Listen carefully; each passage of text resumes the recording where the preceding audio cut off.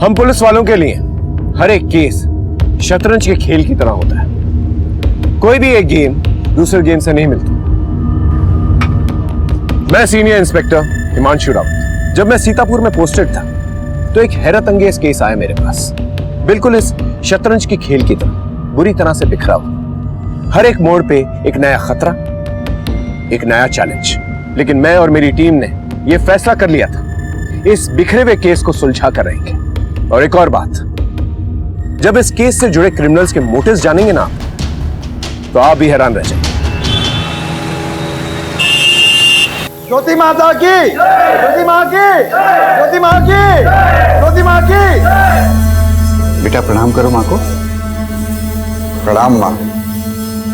Business fail, घर में तनाव। जब तक अनुष्ठान नहीं करोगे तब तक यूं ही चक्कर काटते रहोगे। कारोबार में 10 लाख का नुकसान हो गया है। ज्योति माँ का बताया उपाय अपनाया?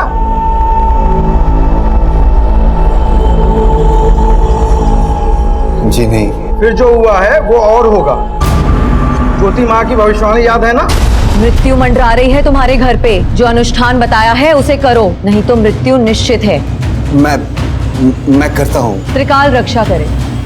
2 बेटियां हैं ना, 4 साल की और 10 साल की। जी माँ। आओ बेटी, इधर आओ। आजा आजा, इधर आजा। हाँ, इधर से आओ। जो कहा है वो करो, नहीं करोगे तो मरोगे। इधर आओ।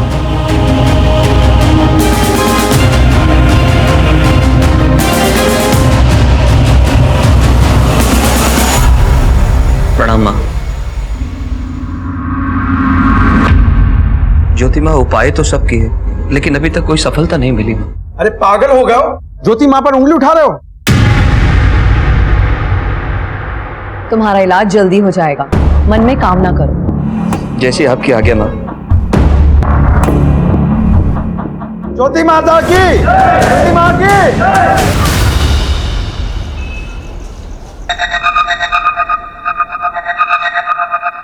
अनिकेत कॉफी।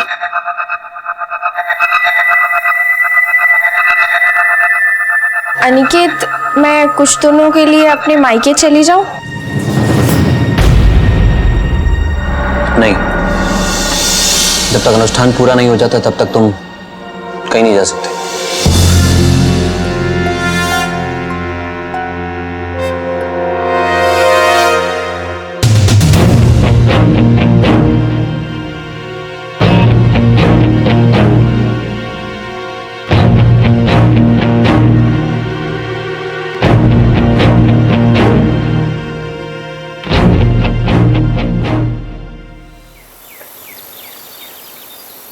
नीलम, बर्तन अच्छे से धोना। बिन्नी, बिन्नी, बिन्नी उठ जाओ। अरे स्कूल के लिए लेट हो रहा है बच्चा, जल्दी से उठ जाओ। अरे उठो, कितना सोती है लड़की। टीना कहाँ है? मुझे नहीं पता मम्मा। ठीक है, तुम जल्दी से रेडी हो जाओ, मैं देखती हूँ। टीना पता नहीं कहाँ चली गई सुबह सुबह। टीना, टीना, टीना।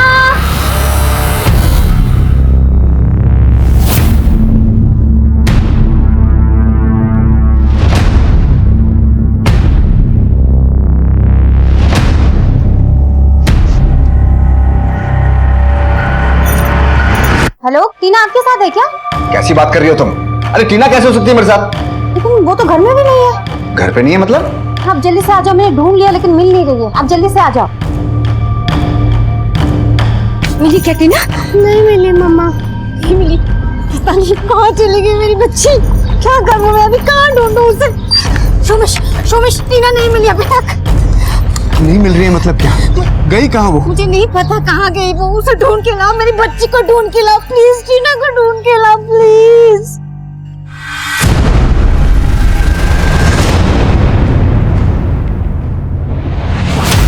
बदे, इसे लेके जाओ। पर सर आपने तो खाया ही नहीं। नहीं, मेरा हो गया, लेके जाओ। Okay sir. सॉरी, आखिरी बार बच्ची को कब देखा? रात में सुला के उनके कमरे से निकली थी मैं।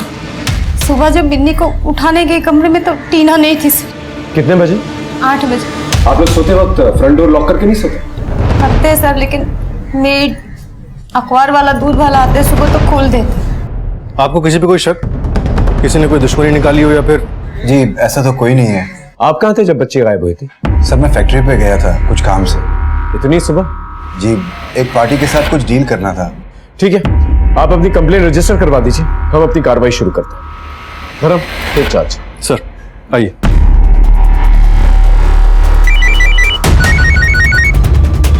हाँ जी, अच्छा था, लेकिन अगली बार कॉन्टिनेंटल ट्राई मत करना।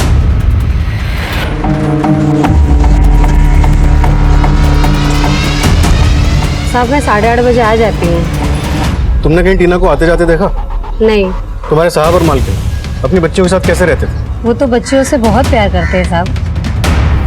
हमने सभी नाकों और पीसीआर को अलर्ट कर दिया, कोई ना कोई खबर जरूर आएगी। बस आप अपने मोबाइल ऑन रखिए, अगर ये किडनैपिंग फिरौती के लिए की गई है तो कॉल जरूर आएगा। सर बच्ची को कोई घर से उठा ले गया और घर पे किसी को खबर तक नहीं लगी। हाँ, बड़े ताज्जुब की बात है, कोई जरूर कुछ छुपा रहा है। नम्रता तुम एक काम करो, वो जो आदमी है सोमेश शर्मा, उसकी हिस्ट्री निकालो, वेट पे नजर रखो, उनके घर कौन आता जाता है सब पता करो। सर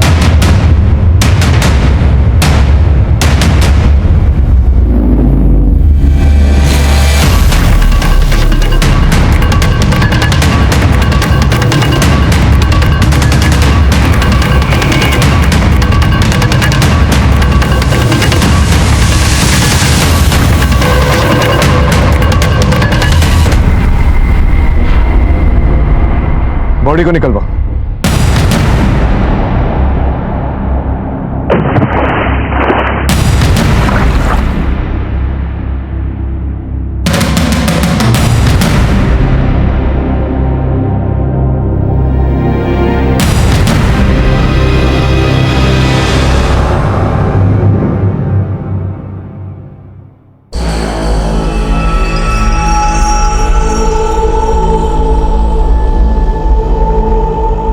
हेलो,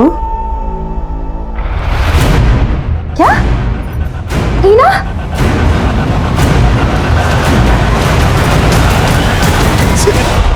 टीना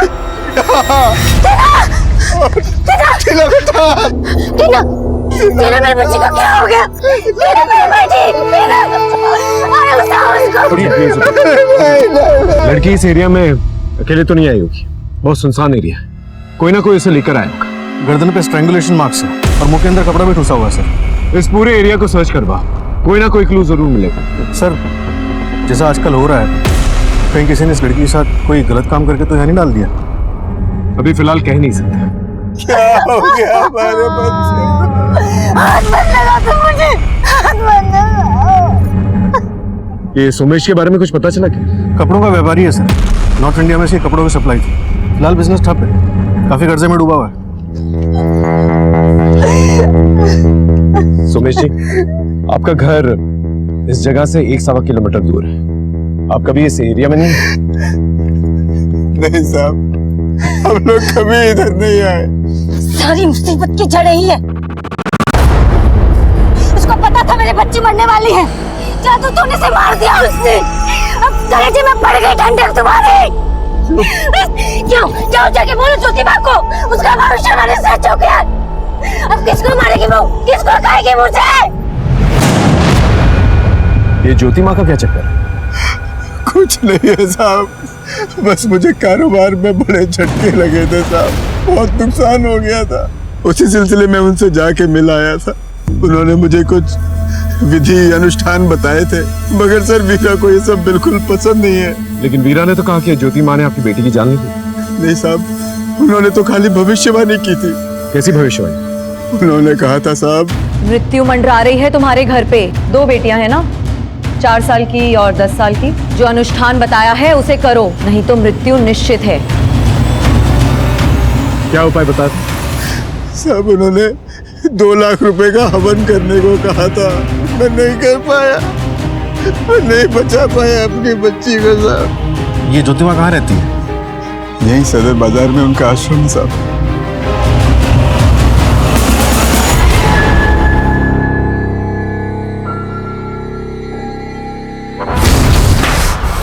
फिर इस बार बात नहीं बनी, आगे ऐसा कब तक चलता रहेगा?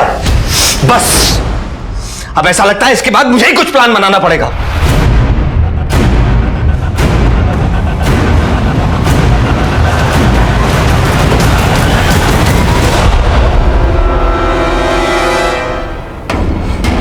नमस्कार ज्योतिमा, आपसे एक केस के सिलसिले में बात करनी थी।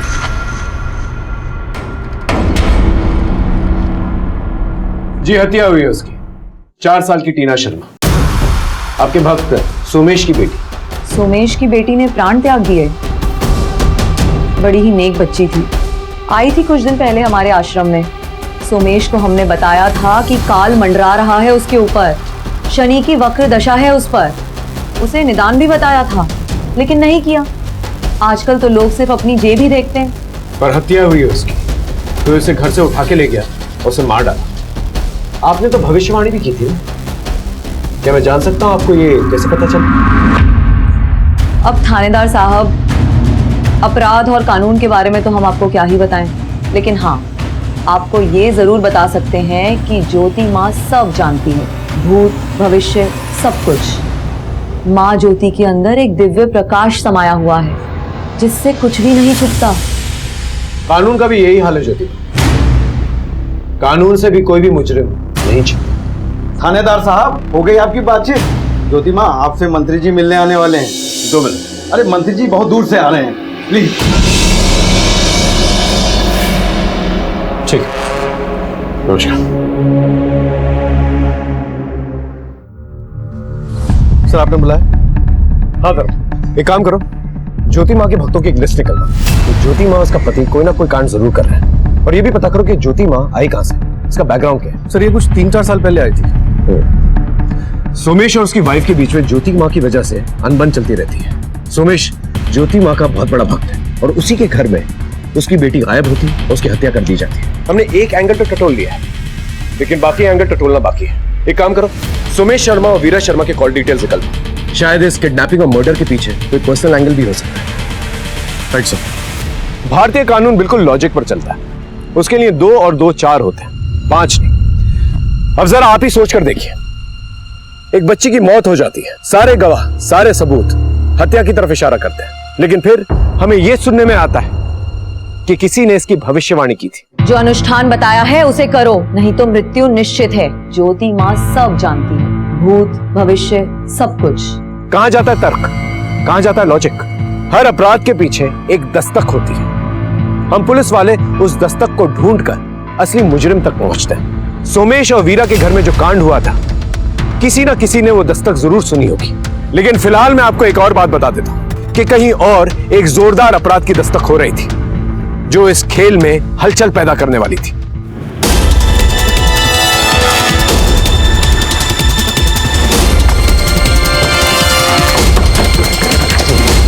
गुड मॉर्निंग सर, आइए इस तरफ।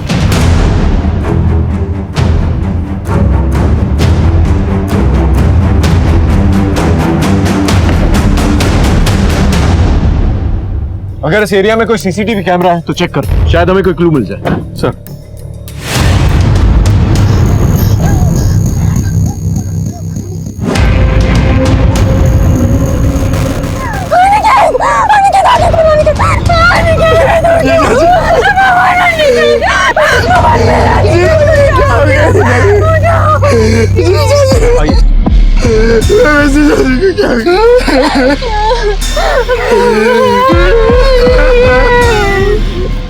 ये अनिकेत की वाइफ है? जी सर। और आप? मैं इनका ब्रदर इन लॉ। यहीं आसपास रहते हैं? जी नहीं सर, जीजा जी नौरंग नगर रहते हैं और मैं शास्त्री नगर। दीदी का कॉल आया तो भागा चला आया। आखिरी बार कब बात हुई थी आपकी? कल रात को। वो बहुत परेशान थे, उन्होंने डिनर भी नहीं किया, किसी से फोन पर बात की और निकल गए। अरे सर, हो जाएगा, मैं आपसे मिलकर बात करता हूँ ना बाकी की। अनिकेत, इतनी रात को कहाँ जा रहे हो? क्लाइंट से जरूरी काम है, मिलने जाना। अच्छा सुनो,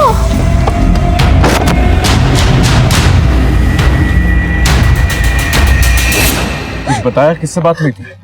नहीं सर। क्या हुआ भुवन? साहब साहब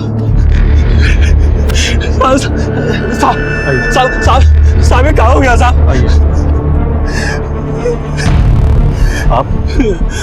साहब, मैं अनिकेत साहब का पीए राज हूँ। क्या काम करते थे?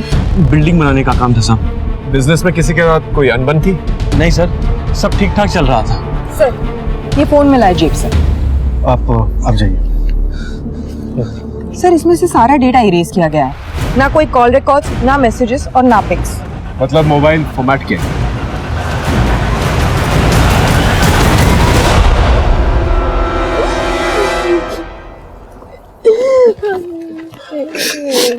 आपके पति ज्योति माँ के भक्त थे? हाँ सर, वो ज्योति माँ को बहुत मानते थे सर। उन्होंने मुझे कभी कुछ बताया नहीं, लेकिन सर वो कुछ दिनों से बहुत परेशान थे। Thank you. इस अनिकेत मिश्रा के सारे कॉल डिटेल्स चाहिए मुझे। ज्योति माँ और उसका आश्रम, कुछ तो बड़ा खेल चल रहा है शहर में। पहले सुमेश की बेटी टीना, और अब ये महज इत्तेफाक तो नहीं हो सकता, कोई ना कोई कनेक्शन जरूर है। सर जैसे आपने कहा था, हमने मर्डर स्पॉट के पास के सारे सीसीटीवी फुटेज निकाले। उसमें हमें ये मिला है जो उस रात मर्डर वाले स्पॉट के पास वाली जगह से जा रहा था। सर ज्योति माँ का पति फूलचंद, उसके सर की पगड़ी, और वो भी ऐसे ही लंगड़ा के चलता है। आप लोगों में से कोई जानता है इसे?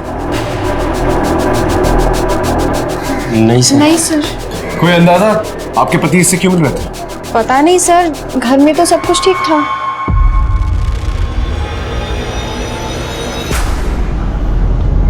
मम्मी, पापा उस रात टीना को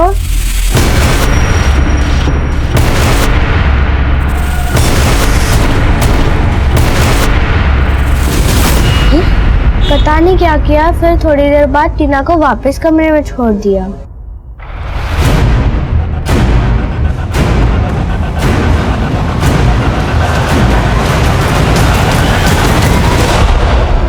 बिजनेस में सब सही था? जी सर। तुम कंपनी के अकाउंट्स भी देखते हो? जी। हाल फिलहाल में कोई लेन देन? वो तो सब चलता ही रहता सर। वो क्या है ना कि शहर में बहुत सारे प्रोजेक्ट चल रहे हैं अपने, और सारा लेन देन सर का एकदम ट्रांसपेरेंट था, चेक से लेन देन था सारा। ये ज्योति माँ का क्या चक्कर है? वो तो उनका पर्सनल मामला है सर। वही तो पूछ रहा हूँ, इस पर्सनल मामले के बारे में तुम कितना जानते हो? नहीं सर, हाँ बस 2 ट्रांजेक्शन मुझे बहुत अजीब लगे। 3 महीने पहले उन्होंने 5 लाख कैश निकलवाए, और फिर पिछले हफ्ते उन्होंने 1 लाख फिर कैश निकलवाए। सर घर के खर्चे के लिए मेरा खुद का अकाउंट है। अनिकेत मुझे कभी हाथ में कैश नहीं देते थे। आप गवर्नमेंट जॉब करते हैं? जी सर। कब से? 3 महीने हो गए सर ज्वाइन किए हुए। इससे पहले क्या किया करते थे? इसके पहले सर अनएम्प्लॉयड था। ग्रेजुएशन के बाद गवर्नमेंट जॉब के लिए अप्लाई कर रहा था। 6 साल हो गए सर, अब जाके नौकरी लगी। खर्चा कैसे चलता है तुम्हारा? माँ बाप तो है नहीं, अनिकेत पैसे वगैरह देता था? देखो सच सच बता दो, बाद में अगर कुछ पता चला ना तो सीधा अंदर जाओगे। एक्चुअली सर गवर्नमेंट जॉब के लिए अप्लाई किया था तो रिटर्न में हो गया था सर। दलाल 5 लाख रुपए मांग रहा था, चीजों ने हेल्प करी थी सर। और पिछले हफ्ते जो 1 लाख रुपए दिए थे उसका क्या? 1 लाख रुपए? जी नहीं सर, जीजू ने मुझे वो पैसे नहीं दिए। भक्तजनों, दैवी शक्ति के आगे सब बेकार है। आज मैं आप सबको एक बात बताना चाहती हूँ। सोमेश और अनिकेत दोनों को मैंने चेतावनी दी थी, दोनों से मैंने अनुष्ठान कराने को कहा था, लेकिन दोनों ने ही मेरी बात नहीं मानी, और नतीजा आप सबके सामने है। ज्योति माँ की, ज्योति माँ की, ज्योति माँ की। ठीक है सर। हाँ धर्म, सोमेश की बेटी टीना की पोस्टमार्टम रिपोर्ट आ गई थी। मौत स्ट्रैंगुलेशन की वजह से हुई थी। मतलब घर से उसे उठाया गया और फिर मुंह में कपड़ा ठूसा गया ताकि वो चीखे चिल्लाए, और फिर गला घोटकर उसे मार डाला गया, और फिर लाश को पानी में फेंक दिया गया। सर सेक्सुअल असॉल्ट के कोई ट्रेसेस नहीं मिले। उस एरिया में कोई सीसीटीवी कैमरा है? नहीं सर, जहाँ लाश मिली वहां पे सीसीटीवी का कोई भी सोर्स नहीं है, और घर के आसपास भी नहीं। इस सोमेश शर्मा के बारे में कुछ पता चला? सर कारोबार इसका लगभग बंद ही होने वाला है, फैक्ट्री भी बंद हो चुकी है, काफी कर्जे में है। हो ना हो, इस ज्योति माँ का कोई ना कोई कनेक्शन जरूर है इस टीना शर्मा के मर्डर के पीछे, और अनिकेत मिश्रा के भी। ये किसी गुरु नेकचंद की शिष्य थी ना, 5 साल पहले दीक्षा लेकर यहाँ आई।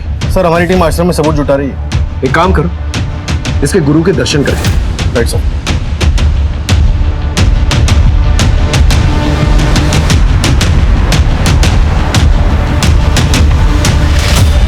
दीक्षा? कैसी दीक्षा? फर्जी हैं दोनों। वो औरत अंगूठा छाप है, फूलचंद बनारस का गुंडा था। कोई कांड करके भागे हैं दोनों। कैसा कांड? अब ये तो पता नहीं, परंतु सीतापुर में जो चल रहा है वो सब नौटंकी है। चोला धारण कर रखा है दोनों ने। पता नहीं वो फूलचंद उसका पति है भी या नहीं। Good afternoon sir. Good afternoon sir, Somesh और उसकी बीवी वीरा के कॉल रिकॉर्ड्स आ गया। सर ये नंबर ज्योतिमा के आश्रम का है और इस नंबर पर कई बार कांटेक्ट हुआ है। यानी ये आदमी कंटिन्यूसली टच में था ज्योतिमा के, और जब लड़की गायब हुई ये आश्रम के आसपास ही था। नम्रता, ये ज्योतिमा ने सोमेश को कुछ नुस्खा बताया और ये भी धमकाया था अगर उस नुस्खे पे अमल नहीं किया गया तो किसी की मौत हो सकती है। आखिर ये नुस्खा था क्या? सर, मुझे आपको कुछ बोलना है। बोली।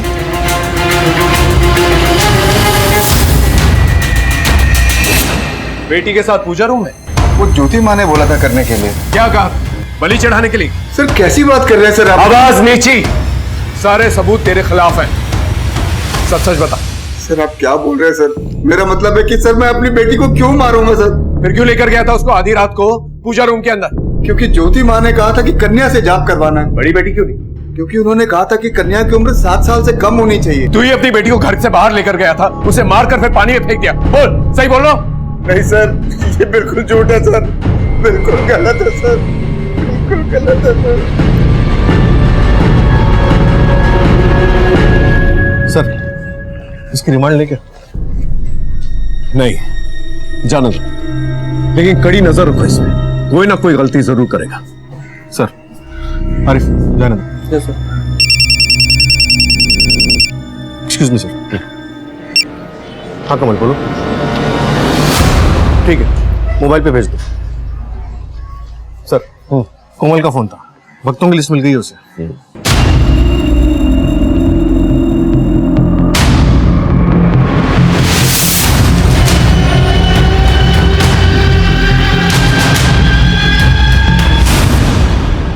सर, आश्रम के भक्तों की जो लिस्ट मिली थी उससे कुछ नहीं निकला। कोई भी ज्योति माँ के खिलाफ बोलने को तैयार नहीं है, डरते हैं कहीं प्रकोप ना लग जाए। और इस अनिकेत मिश्रा की पोस्टमार्टम रिपोर्ट में बहुत बड़ा खुलासा हुआ। उसका गला किसी तेज चीज से काटा गया है, लेकिन उसकी मौत पॉइजनिंग से हुई, जहर खा के। हो सकता है उसे फोन करके किसी ने बुलाया हो, फिर पॉइजन किया हो और बाद में उसका गला किसी तेज चीज से काट दिया। या ये भी हो सकता है पहले उसे पॉइजन करके उसका गला काट के बाद में उसकी बॉडी गाड़ी में डंप की हो। धर्म, अनिकेत मिश्रा के कॉल रिकॉर्ड निकलवा, वो आखिरी कॉल हमारे लिए बहुत इंपॉर्टेंट है। शाम तक मिल जाएंगे सर। सीसीटीवी फुटेज में भी बस वो विकलांग आदमी दिख रहा है। सिर्फ इस सबूत के साथ हम फूलचंद को अरेस्ट नहीं कर सकते। सर, हाँ, अनिकेत मिश्रा के कॉल रिकॉर्ड्स आ गए। उसे जो लास्ट कॉल आया था वो किसी गोमती देवी की फर्जी आईडी पर रजिस्टर्ड है। यानी पूरी प्लानिंग की गई है। इस ज्योति माँ के बहुत सारे भक्त हैं, उसके लिए किसी की भी आईडी लेकर अपना उल्लू सीधा करना कोई मुश्किल बात नहीं है। सर, इसमें एक और नंबर है, ये तृप्तिपाल। ये तृप्तिपाल और अनिकेत पिछले 8 महीने से एक दूसरे के साथ लगातार कांटेक्ट में। कौन है ये तृप्तिपाल? फिर शांति नगर में कोई वुमेन्स हॉस्टल वहाँ रहती है। वहाँ फोन करने पे पता चला कि तृप्ति पिछले 3 दिन से हॉस्टल लौटी ही नहीं। ये उसकी फोटोग्राफ। कॉलेज स्टूडेंट 8 अक्टूबर यानी मर्डर के एक दिन पहले से हॉस्टल नहीं लौटी है। पता करो कौन है ये। Right sir.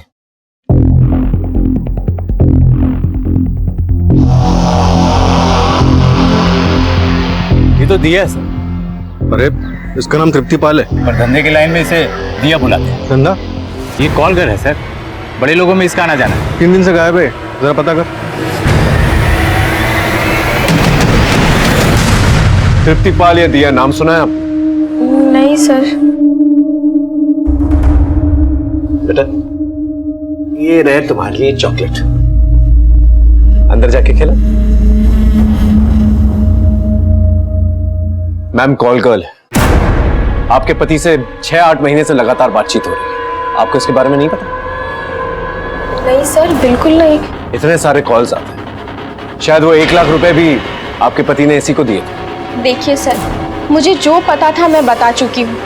अनिकेत ज्योति माँ के पीछे काफी पैसा बर्बाद कर चुके थे। ज्योति माँ उपाय तो सब की, लेकिन अभी तक कोई सफलता नहीं मिली। सर, वो ज्योति माँ के प्रकोप से बहुत डरते थे। बीमारी, कारोबार में नुकसान, यहाँ तक कि मौत तक का भी बोला था उनको। इस श्रद्धा के पीछे कोई तो वजह होगी। हाँ, अनिकेत को बेटा चाहिए था। काफी पैसा लुटा चुके थे वो, कुछ दिनों से निराश भी रहने लगे थे, और अब अचानक से उनके साथ। ये सब तो ज्योति माँ की तरफ इशारा कर रहा है, जैसे कि सोमेश शर्मा के यहाँ हुआ था। पहले धमकी मिली, फिर मौत हुई, और यहाँ भी वही खेल। मुझे तो कुछ और ही लगता है। क्या सर? अनिकेत ज्योति माँ के पास अपने बेटे की इच्छा लेकर जाता था, अनुष्ठान भी करवाया था, और दूसरी तरफ कॉलगर्ल के पास भी जाता था। तो शायद कॉलगर्ल के पास भी बेटे की इच्छा लेकर गया हो। कॉलगर्ल के पास तो अय्याशी के लिए जाता था। धर्म, जब तक ये ज्योति माँ का पूरा खेल समझ में नहीं आ जाता ना, ये केस सॉल्व होना बहुत मुश्किल है। धर्म, एक काम करो, नम्रता से कहो इनके फैमिली डॉक्टर से बातचीत करें।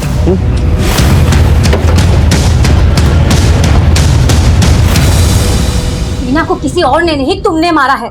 तुम्हारे उस ज्योति माँ ने, उसके जादू टोने ने मारा है। बकवास बंद करो। जिसे तुम जादू टोना कह रही हो ना, वही बचाता टीना को। एक आखिरी अनुष्ठान था। आहुति देने जा रहे थे ना पूजा के कमरे में टीना की। अरे आहुति नहीं, अनुष्ठान था वो। मैं मानता हूँ कि मैंने बहुत पैसा खर्चा किया है, मगर यकीन करो 2 महीने से फूटी कौड़ी नहीं दी फूलचंद को। ओह, तभी तो पैसे मिलने बंद हो गए तो उस ज्योति माँ ने मेरे बच्चे को मरवा दिया, उसकी भविष्यवाणी सही साबित करने के लिए। अरे दिमाग खराब हो गया तुम्हारा।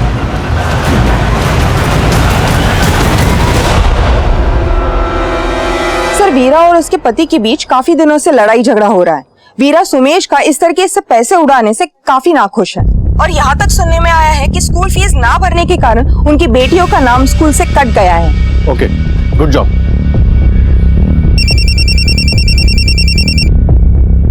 हाँ मुन बोल। चिड़िया अपने घोंसले में लौट आई है सरकार। ओके।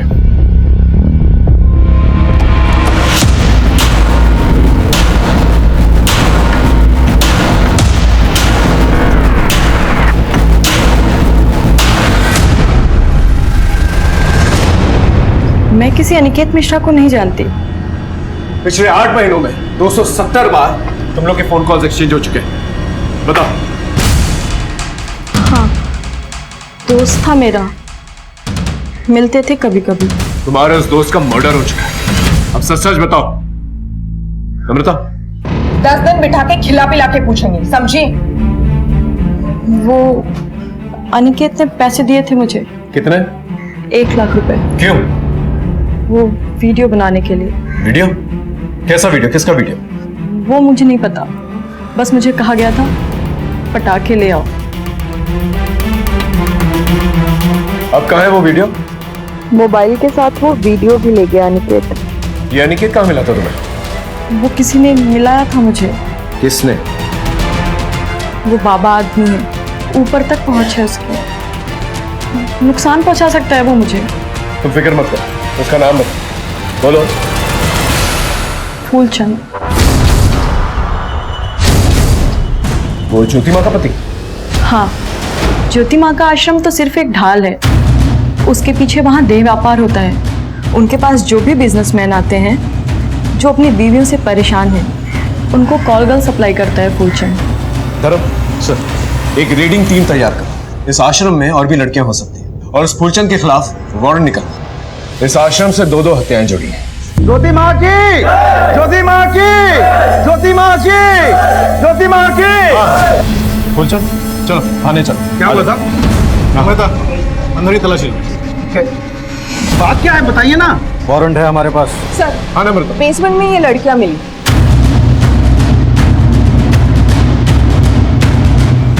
सबको साथ में लेके चलो। चलो।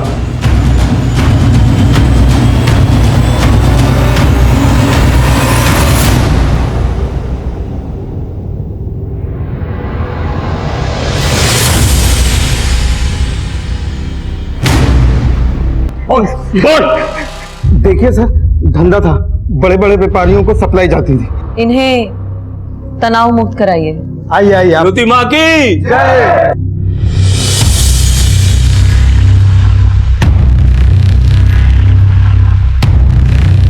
नहीं सर, मर्डर नहीं किया। हमने आज तक किसी को हाथ भी नहीं लगाया। अनिकेत मिश्रा की मर्डर की रात को उसके घर के आसपास क्या कर रहा था? मैं उसके घर कभी नहीं गया सर, वही मिलने आता था, फिर हम लोगों की दोस्ती हो गई। फिर मैंने पूछा शौक है क्या, तो बोला चलेगा। मैंने तृप्ति को भेज दिया, बात जम गई, मगर मैं घर कभी नहीं गया सर। नहीं गया तो नहीं गया। अच्छा तो फिर ये कौन है? मैं ये नहीं हूं, मैं तो उस दिन वहां था ही नहीं। उस दिन तो जगराता था, आप चाहो तो चेक कर लो, लोकल केबल ऑपरेटर ने टेलीकास्ट भी किया था। ये सोमेश शर्मा का और तेरा क्या चक्कर है? वो कंगाल आदमी, मेरा मतलब सर उसका तो धंधा खत्म हो गया था। और 6 अनुष्ठान करके 6 लाख रुपए लिए थे ना उससे। हाँ, ये भक्तों को मौत की धमकी क्यों देते तुम लोग? अब लोग ऐसे मानते कहाँ हैं? कि रिमांड लो। सर आपको लगता है सच बोल रहा है? बहुत पुराना चावल है, इसकी बातों पर विश्वास नहीं किया जा सकता।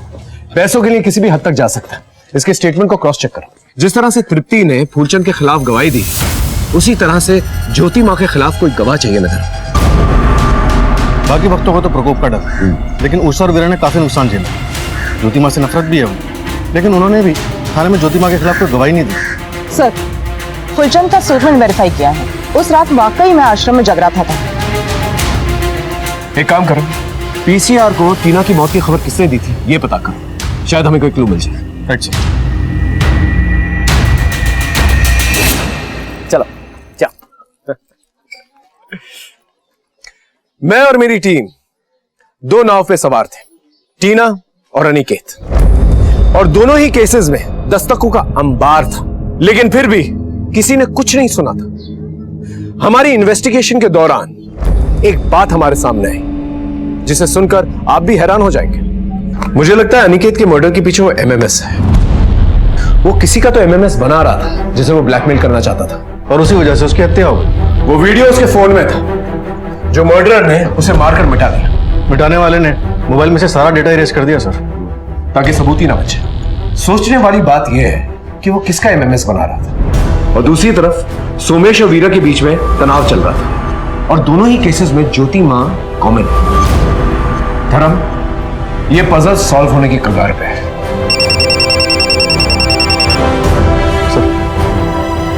हेलो, क्या?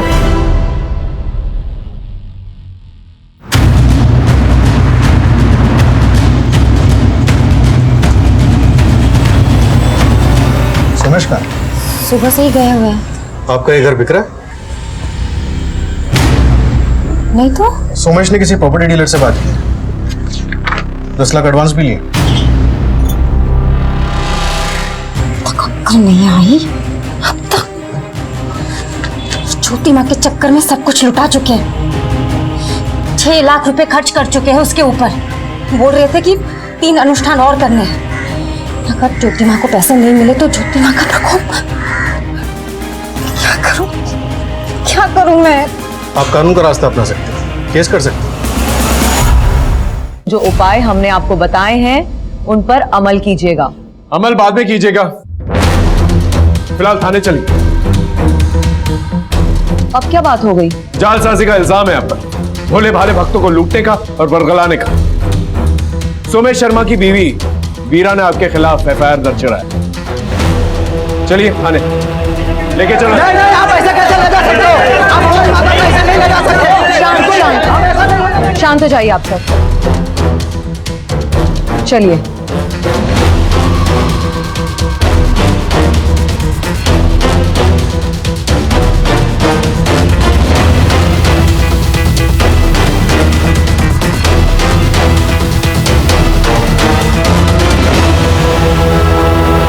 कैसा धोखा, कैसा फरेब, सब धर्म कर्म का मामला है, कोई जबरदस्ती नहीं है, और हत्या का तो सवाल ही नहीं उठता। ये सब बेकार की बातें हैं। मारने की धमकी नहीं दी थी आपने?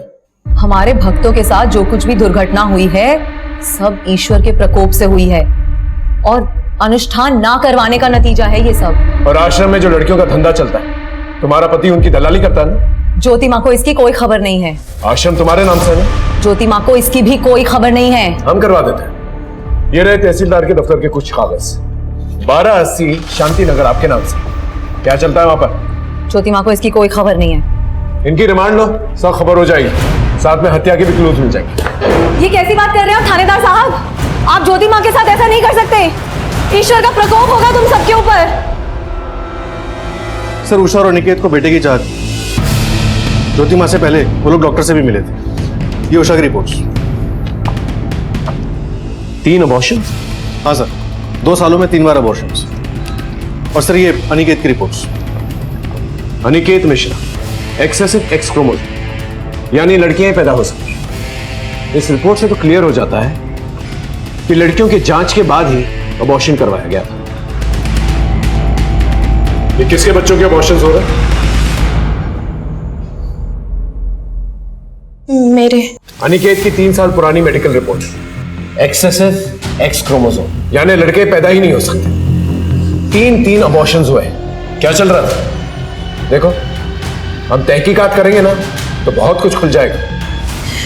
सर अनिकेत को शुरू से बेटा ही चाहिए था। हमारी एक बेटी है। हर बार जांच के बाद लड़कियां ही आ रही थी, इसलिए हम बार बार अबॉर्शन करवा रहे थे। फिर इस बार बात नहीं बनी। अनिकेत का दिमाग खराब हो गया था। एक दिन मेरा भाई भुवन घर आया और अनिकेत ने उसे बोला, देख भुवन, मुझे बेटा चाहिए कैसे भी। हाँ तो आईवीएफ से करवा लीजिए ना। ढिंडोरा नहीं पिटवाना मुझे समाज में। आईवीएफ से करवा लीजिए। वैसे एक तरीका है। तरीका? अगर तुम और उषा साथ दो तो तुम दोनों मिलके मुझे बेटा दे दो। तुम्हारा दिमाग खराब हो गया है क्या? इतनी घटिया और नीच बात तुमने सोची कैसे? उस बात को लेकर भुवन ने हमारे घर आना जाना बंद कर दिया था। फिर भुवन को नौकरी के लिए पैसों की जरूरत पड़ी, इसलिए मैंने अनिकेत से बात की। सुनिए, भुवन को 5 लाख रुपए की जरूरत है। 5 लाख रुपए पता भी है तुम्हें कितना होता है? उसे गवर्नमेंट जॉब के लिए किसी दलाल को देने, प्लीज मदद कर दीजिए।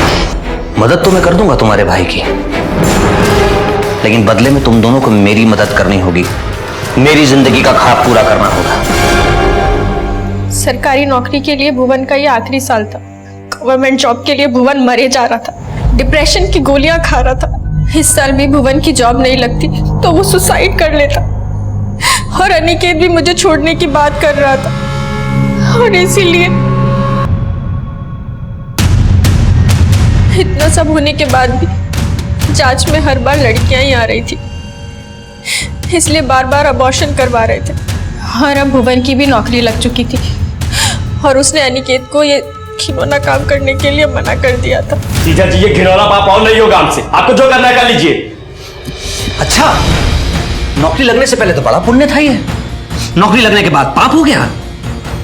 बता दूं तेरे डिपार्टमेंट में जाकर कि कैसे घूस देकर तेरी नौकरी लगवाई थी? बता दीजिए, आप भी फंसेंगे। बेटा, ये नौकरी और इज्जत जब तक ना मिले ना तब तक पता नहीं चलता है। अकली तब होती है जब नौकरी और इज्जत हाथ से जाती हुई दिखाई देती है। समझा मेरी बात? अब अनिकेत का भुवन पर जोर नहीं चल पा रहा था, इसलिए अनिकेत ने एक और प्लान बनाया। उसने फूलचंद को बोला और उस कॉल गर्ल का और भुवन का वीडियो बनाया। देख लो वीडियो ये, और अब मुझसे ज्यादा होशियार बनने की कोशिश मत करना, समझे? जो चल रहा है वो चलने दो तब तक, जब तक मुझे मेरा बेटा नहीं मिल जाता, वरना ये वीडियो मैं वायरल कर दूंगा। उसने हमारा भी वीडियो बना रखा था। सर भुवन एकदम टूट चुका था और अनिकेत का जुनून सर चढ़ चुका था। वो बेटे की चाह में वैसी दरिंदा बन चुका था, लेकिन हम लोगों ने भी सोच लिया था अब हम ये घिनौना काम और आगे नहीं होने देंगे, इसलिए हमने एक दिन उसकी शराब में जहर मिला दी।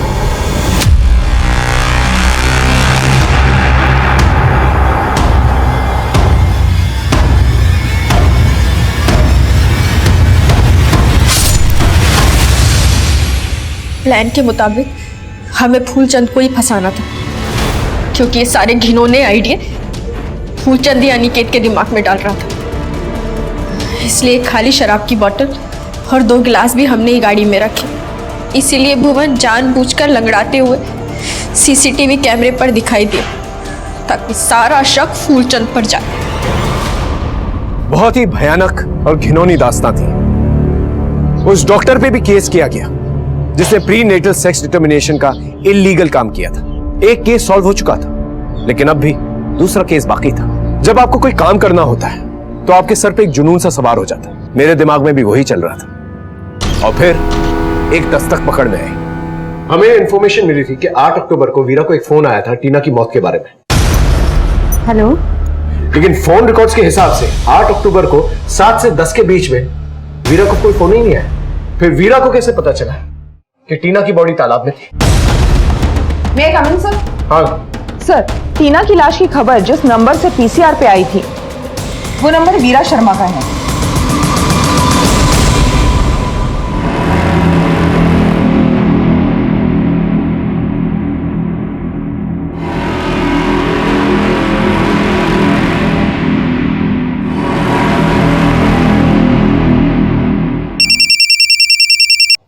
हेलो सर, अभी भी वीरा अपनी बड़ी बेटी बिन्नी के साथ टीना के मर्डर वाले स्पॉट की तरफ जा रही है।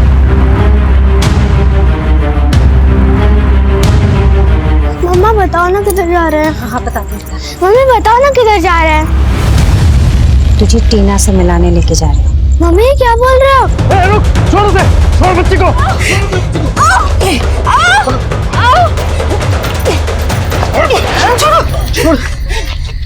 छोड़ो मुझे, छोड़ो मुझे। बेटा ठीक तो? हाँ?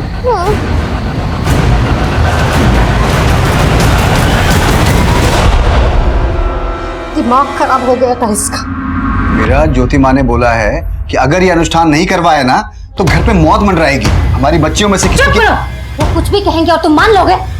खबरदार, आज के बाद बिन्नी या टीना को उसके पास लेके गए तो सब कुछ लुटा रहा था शोमिस ज्योति माँ के लिए। फीस न दे पाने की वजह से बच्चे को दूसरे स्कूल में शिफ्ट करना पड़ा। तो ये आदमी हमारे सर से छत छीनना चाहता था।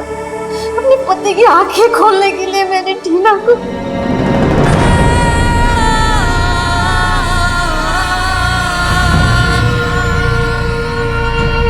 फिर भी वो नहीं सुधरे, इसलिए सोचा बिन्नी को मार के मैं अपने जीवन का भी अंत कर लूंगी। सोमेश की सोच का तो अंत नहीं हो सका, लेकिन तुम्हारे हाथों किसी निर्दोष की जान जरूर चली। किसी और को सबक सिखाने के चक्कर में तुम इतनी बड़ी गलती कर बैठी। अब प्रायश्चित जेल में कर।